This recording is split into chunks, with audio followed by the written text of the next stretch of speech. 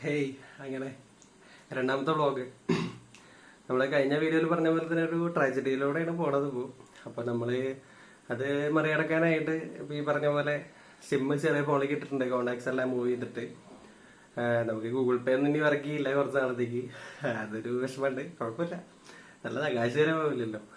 അങ്ങനെ പിന്നെ നമുക്ക് ലിങ്ക്ഡിനിലും വാട്സാപ്പിലൊക്കെ ആയിട്ട് കുറച്ച് അസൈൻമെന്റ്സും കാര്യങ്ങളൊക്കെ വന്നിട്ടുണ്ട് ഓരോ കമ്പനീസിന്റെ. അപ്പൊ അതൊക്കെ ചെയ്യലായിരുന്നു ഇന്ന് പണി. അത് കൂടാതെ അവരെ ടച്ച് ടൈപ്പിംഗ് ചെയ്തു, പിന്നെ കുറച്ച് പുസ്തക വായനയും.